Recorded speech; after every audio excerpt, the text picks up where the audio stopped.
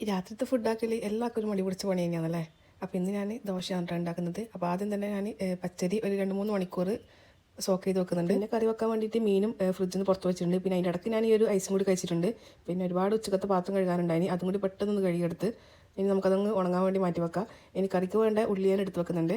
ഉള്ളിയും പിന്നെ തക്കാളിയിലും ഇതുപോലെ ചെറുതായിട്ടൊന്ന് കട്ട് ചെയ്തെടുക്കുക. ഇനി അടുപ്പത്ത് ചട്ടി ചൂടാക്കി അതിലേക്ക് വെളിച്ചെണ്ണ വെച്ച് കടുകിട്ടൊന്ന് പൊട്ടിക്കുക. പിന്നെ ഉള്ളിയും തക്കാളിയിൽ ഇട്ടെടുത്ത് പച്ചമുളകിൽ ഇട്ടെടുത്ത് നന്നായിട്ട് വഴറ്റിയെടുക്കുക. പിന്നെ ഞാൻ വേറൊരു പാത്രത്തിൽ 1/2 ടീസ്പൂൺ മുളക് പൊടിയും 1 ടേബിൾ സ്പൂൺ നിറയെ മല്ലിപ്പൊടിയും പിന്നെ മഞ്ഞപ്പൊടി ഉപ്പെല്ലാം ചേർത്ത് കുറച്ച് വെള്ളത്തിലൊന്ന് മിക്സ് ആക്കി എടുക്കുന്നുണ്ട്. ഇനി നന്നായിട്ട് തക്കാളിയിലൊന്ന് വഴഞ്ഞ് വന്നു കഴിഞ്ഞാൽ ഈ പൊടികൾ ഇതിലേക്ക് ചേർത്ത് കൊടുക്കുക. ഇനി ഞാൻ ഇതിലേക്ക് കുറച്ച് വെള്ളം കൂടി ഒഴിച്ച് കൊടുക്കുന്നുണ്ട്. എന്നിട്ട് വെള്ളം കൂടി ഒഴിച്ചിട്ട് നന്നായിട്ടൊന്ന് മിക്സ് ചെയ്ത് കൊടുക്കുക. ഇനി ഇതൊന്ന് തിളച്ച് വരട്ടെ. ഞാനിതിൽ പുളിക്ക് വേണ്ടിയിട്ട് ഈ ഒരു സാധനമാണ് ഇട്ട് കൊടുക്കുന്നത്. ഇത് ഉണക്കിയ മാങ്ങയാണ്. ഇതൊരു 5-6 ഇട്ട് കൊടുക്കുന്നുണ്ട്. ഇനി ഒന്ന് തിളച്ച് വരട്ടെ. തിളച്ച് വന്നാൽ നമുക്ക് മീൻ ഇതിലേക്ക് ചേർത്ത് കൊടുക്കുക.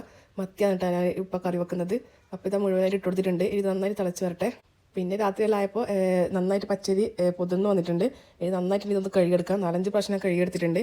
ഇനി മിക്സിയിലേക്ക് ഇത് 2 പൊടി ഇട്ട് കൊടുക്കുക. പിന്നെ ഇതിലേക്ക് ആവശ്യത്തിനുള്ള ചോറ് ഞാൻ ഇട്ട് കൊടുക്കുന്നുണ്ട്. പിന്നെ ഒന്ന് മുങ്ങി നിൽക്കുന്ന രീതിയിൽ വെള്ളം കൂടി ഒഴിച്ചിട്ട് ഇതൊന്ന് അടച്ചു വെച്ച് നന്നായിട്ടൊന്ന് പേസ്റ്റ് രൂപത്തിൽ ഇതൊന്ന് അടച്ചെടുക്കുക. ഇതുപോലെ തരിതരിയൊന്നും ഇല്ലാതെ വേണം കേട്ടോ അടച്ചെടുക്കാൻ വേണ്ടിയിട്ട്.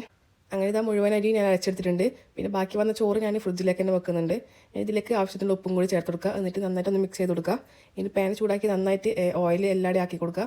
ഇതിലേക്ക് ദോശ ആവശ്യത്തിന് അയച്ചു കൊടുത്ത് നന്നായിട്ട് ഇതൊന്ന് ദോശ ചുട്ടെടുക്കുക. ഇതിന് മേലേക്ക് ഞാൻ കുറച്ച് ഓയിൽ കൂടി ഒഴിച്ചു കൊടുക്കുന്നുണ്ട്.